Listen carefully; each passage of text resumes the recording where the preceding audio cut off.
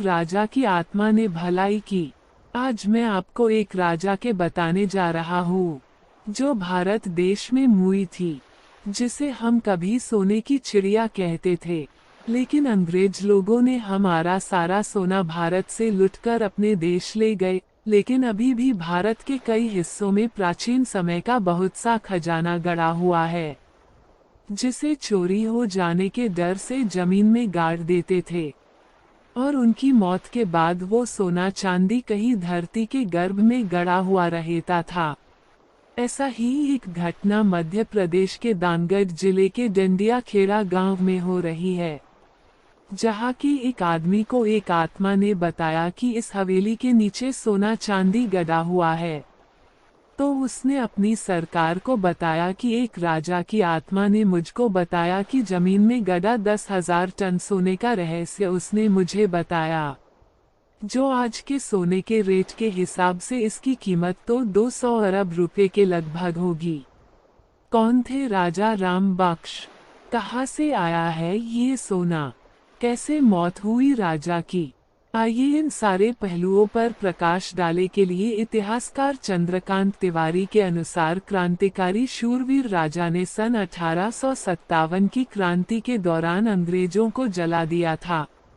वो कौन थे और कब से वह इस किले में रह रहे थे, ये किसी को स्पष्ट मालूम नहीं था।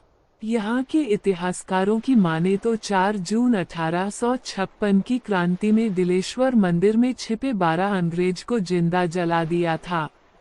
इसमें जनरल डिलाफोस भी मौजूद थे। कहा जाता है कि राजा चंडिका देवी के बहुत बड़े भक्त थे। वह रोजाना सुबह मां चंडिका के दर्शन करने के बाद ही सिंहासन पर बैठते थे। लोगों के अनुसार राजा पूजा करने के बाद अपने गले में एक फूलों की माला जरूर पहनते थे। यही वजह है कि अंग्रेजों को जिंदा जलाने की सजा के रूप में फांसी की सजा सुनाई गई और उनको फांसी पर लटकाया गया, तो उन्हें कुछ नहीं हुआ। इस तरह 3 बार उनको फांसी दी गई मगर राजा को कुछ नहीं हुआ।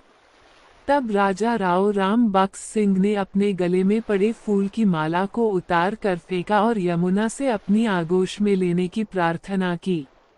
उसके बाद जब अंग्रेजों ने उनको फांसी पर लटकाया, तब उनके प्राण शरीर से निकल गए थे, और उस इंसान को जिस आत्मा ने बताया था, वो आत्मा वही होगी। इसके बाद उस आदमी को थोड़ा बहुत रुपया मिला और सारा खजाना सरकार को मिल गया।